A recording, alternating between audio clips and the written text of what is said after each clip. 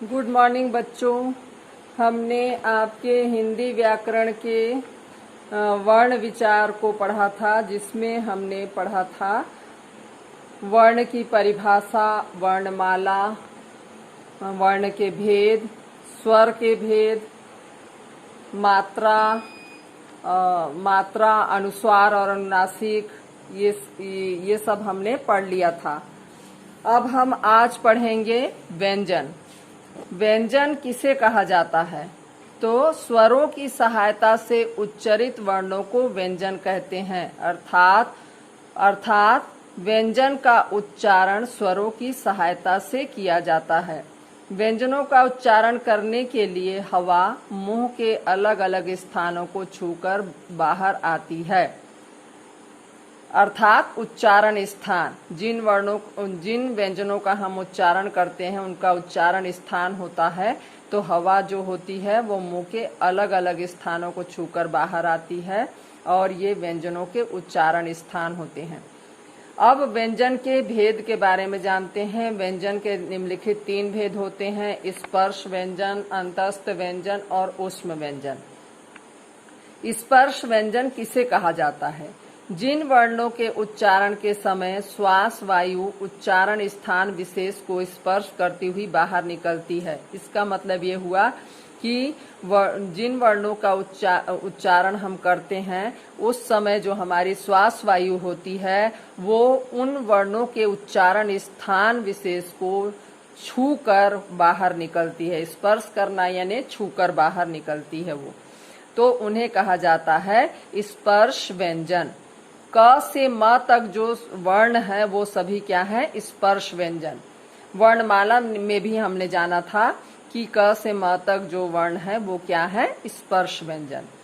स्पर्श व्यंजनों को भी 5 भागों में बांटा गया है, जैसे क वर्ग, च वर्ग, ट वर्ग, त वर्ग और प वर्ग।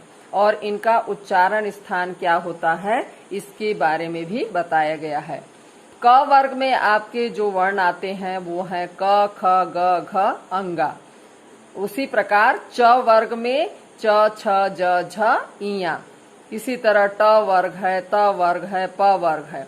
तो सबसे पहले हमको जानना है कि इन व्यंजनों का उच्चारण स्थान क्या है।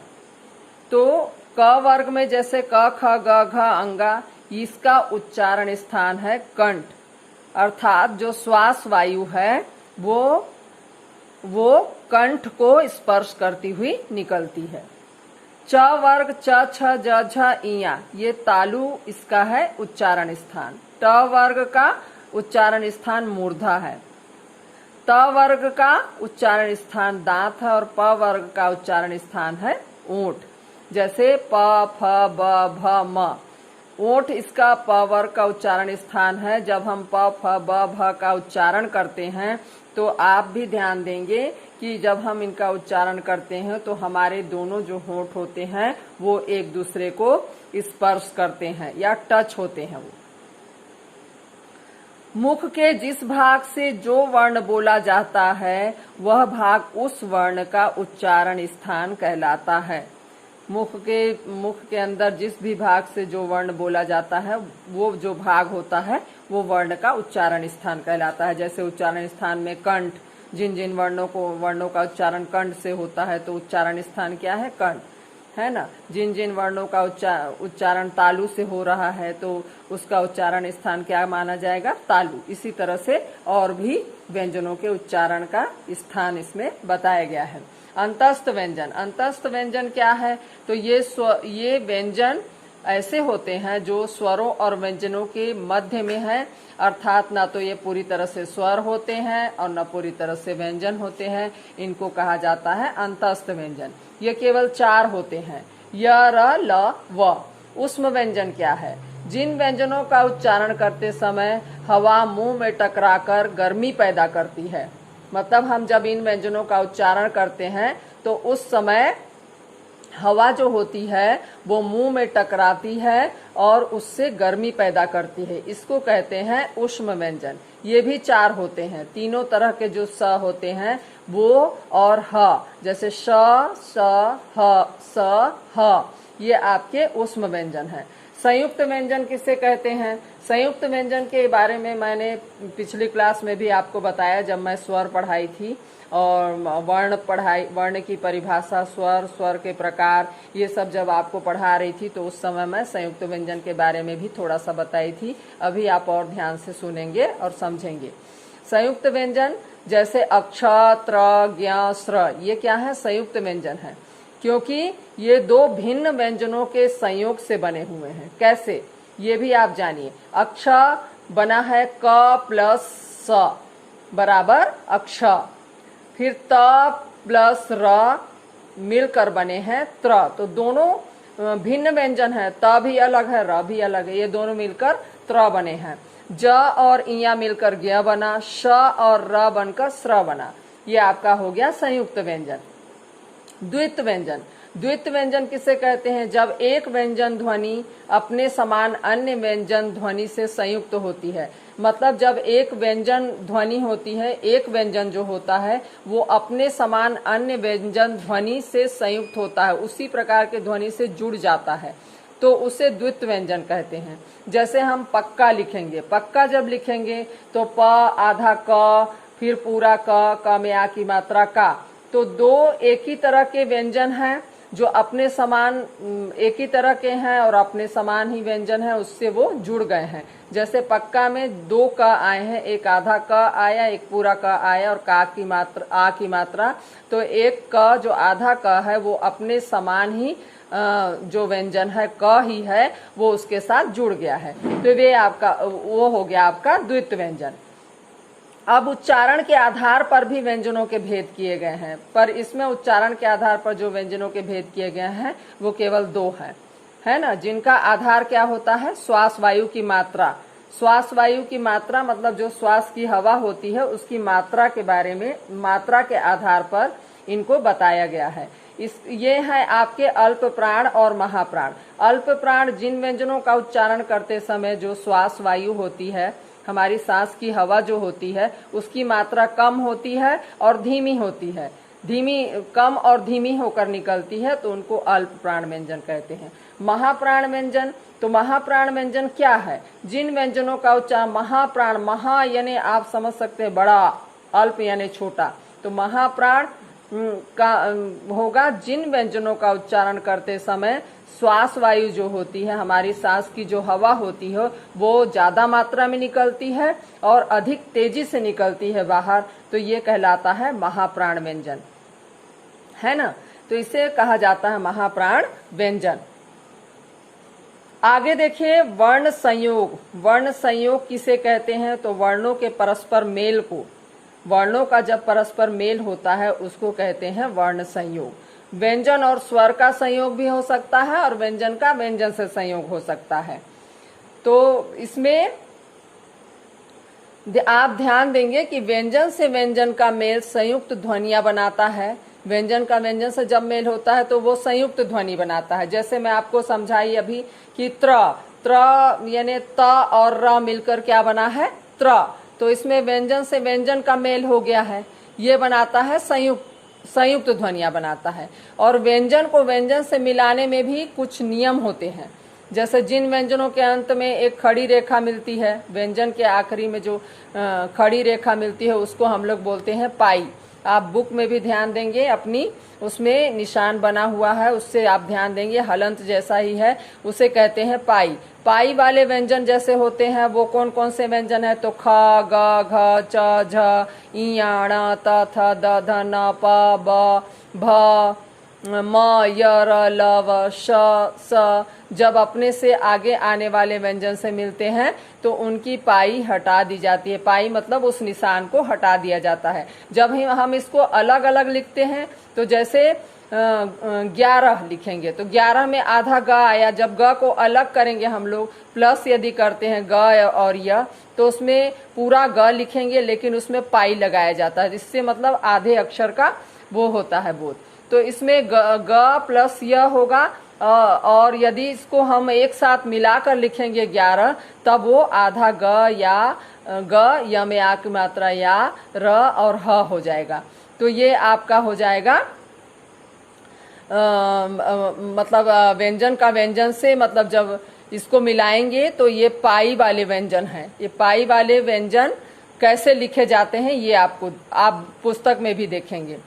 फिर बिना पाई वाले व्यंजन जो होते हैं वो ड, छ, ट, ठ, ड, ढ, द, ह, जब किसी व्यंजन से मिलते हैं तो इनमें हल चिन्ह लगा दिया जाता है, हलंत लगा देते हैं हम लोग, है ना। उसमें क्या करते हैं, वो पाई को हटा देते हैं और इसमें हलंत चिन्ह लगा देते हैं और दूसरे व्यंजन को पूरा लिखा जाता है। जैसे कि हम लिखेंगे शुद्ध, शुद्ध में श में उ की मात्रा शु हो गया और द और ध, तो जब अलग अलग लिखेंगे तो द में हलंत रहेगा और उसके बाद ध लिखेंगे, और जब हम पूरा लिखेंगे तो श में छोटा की मात्रा सु, द में हलंत रहेगा ही, वो नहीं हटेगा, और ध, तो ये हो जाएगा शुद्ध। तो बिना पाई वाले व्यंजन हो गए। कौन कौन से ये आपको याद रखना है। उसी तरह स्वर रहित व्यंजन के समान स्वर सहित व्यंजन के मेल को द्वित व्यंजन कहते हैं। स्वर रहित, जो बिना स्वर रहित व्यंजन होते हैं, व्यंजन के समान स्वर सहित, स्वर के साथ वाले व्यंजन के मेल को क्या कहते हैं, द्वित व्यंजन कहते हैं। जैसे मैं पहले भी द्वित व्यंजन में आपको बताई, पक्का, इसमें सच्चा, डिब्बा जो दिया है, एक ही तरह के व्यंजन। जैसे डिब्बा में आप देखिए ब और फिर ब है, ब में आ की मात्रा, तो आधा ब और पूरा ब में आ की मात्रा, ये दोनों मिल गए हैं, द्वित व्यंजन है। इसमें मैं आपको ये भी बताई थी कि जब एक व्यंजन ध्वनि अपने समान अन्य ध्वनि व्यंजन से संयुक्त हो जाती है तो वो द्वित व्यंजन हो जाती है। उसी तरह र के प्रयोग के बारे में भी आप जानेंगे। र के संयोग से सबसे अधिक असावधानी होती है, मतलब इसमें हम सबसे ज्यादा गलतियां करते हैं, अतः इस पर विशेष ध्यान देना आप लोगों के लिए जरूरी हो जाता है। र के संयोग से के बहुत सारे र के संयोग के नियम है, उसको आप ध्यान देंगे। पहला, जैसे र स्वर रहित होता है, जिसे रेफ भी कहा जाता कहते हैं, जो यह अपने से आगे वाले वर्ण पर लगाया जाता है। जैसे पर्वत, पर्वत लिखेंगे तो व के ऊपर हम र का प्रयोग कर रहे हैं। आप कैसे लिखते हैं पर्वत, और जैसे दर्शन, आप खुद समझ जाएंगे। तो इसमें र का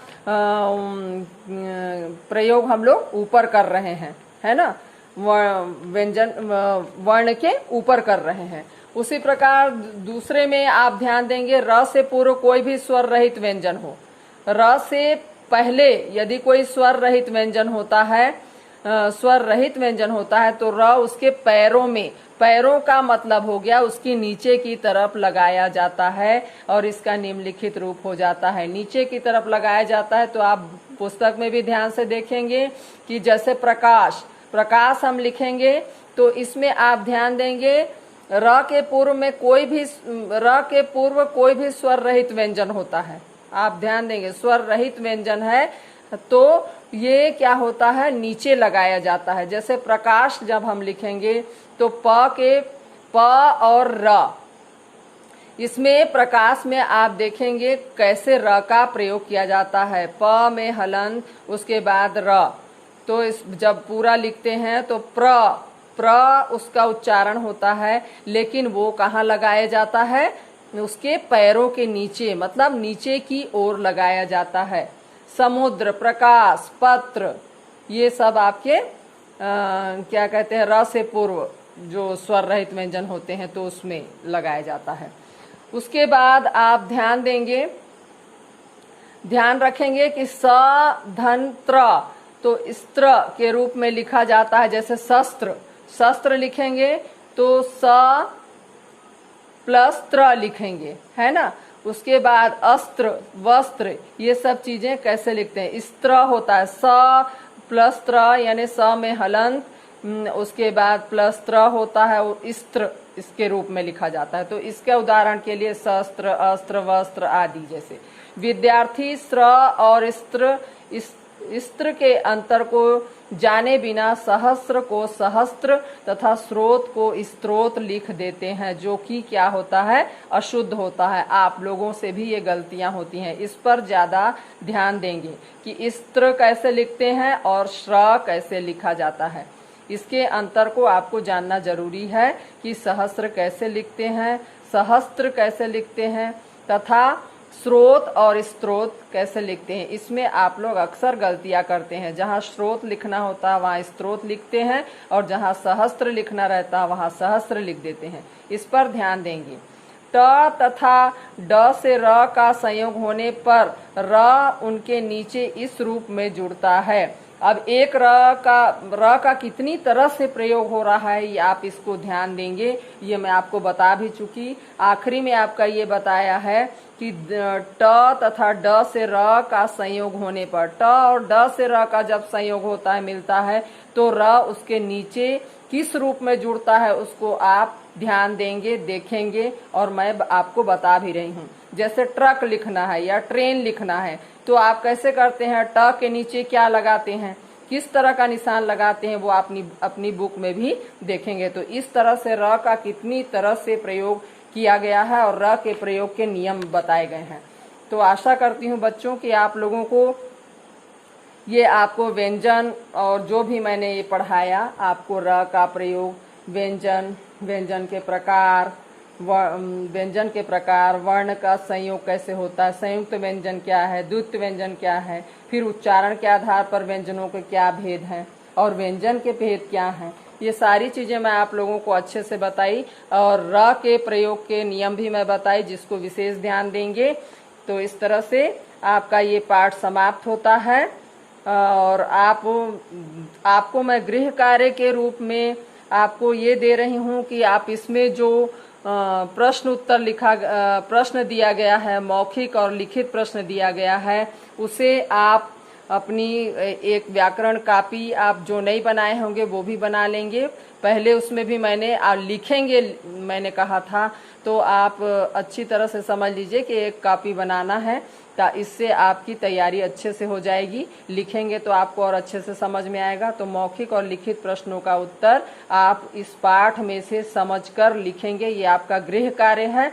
बाकी एक्सरसाइज आपको मैं बाद में भेजूंगी। धन्यवाद बच्चों।